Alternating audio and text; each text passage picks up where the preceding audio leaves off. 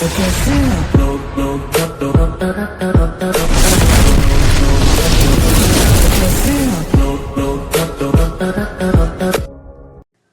वालेकुम। हिस्टेरेक्टोमी एक ऐसा सर्जिकल प्रोसीजर है जिसके ज़रिए यूट्रस को बॉडी से रिमूव किया जाता है। हिस्टेरेक्टोमी का प्रोसीजर उन फीमेल्स में परफॉर्म किया जाता है जिनको कोई गायनेकोलॉजिक प्रॉब्लम होती है, जैसा कि फिब्रॉइड यानी यूट्रस में ट्यूमर का मौजूद होना, एंडोमेट्रियोसिस यानी एंडोमेट्रियल टिश्यूज़ जो यूट्रस की इंटरनल लाइनिंग बनाते हैं उनका यूट्रस के बाहर ओवरीज और फिलोपियन ट्यूब पर ग्रो करना, या फिर कोई सर्विकल और यूट्राइन कैंसर का मौजूद होना वगैरह। इन कंडीशंस को ट्रीट करने के लिए हिस्टेरेक्टोमी का प्रोसीजर परफॉर्म किया जाता है, मगर याद रहे हिस्टेरेक्टोमी के बाद फीमेल मां बनने के काबिल नहीं रहती और इसका मेंस्ट्रुअल साइकिल स्टॉप हो जाता है।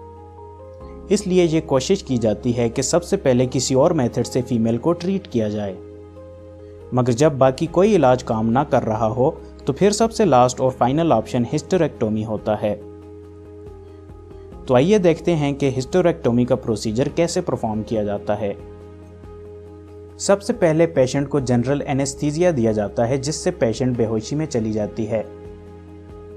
इसके बाद पेशेंट के पेट को काट कर या फिर लिप्रोस्कोपी के जरिए इन्फेक्टेड एरिया यानी यूट्रस को सर्जिकली रिमूव कर दिया जाता है।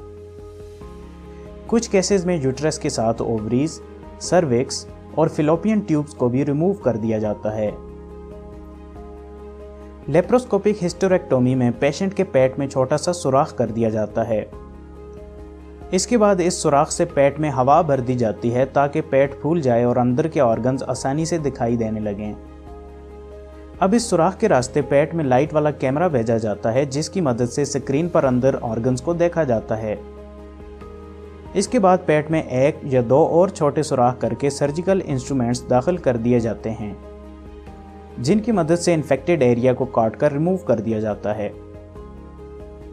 अगर सर्जरी लेप्रोस्कोप के जरिए परफॉर्म की जाए तो फिर यूट्रस और बाकी पार्ट्स को काटने के बाद विजाइना के रास्ते बॉडी से बाहर निकाल दिया जाता है, और अगर ओपन सर्जरी परफॉर्म की जाए तो फिर वहीं से यूट्रस को बाहर निकाल दिया जाता है।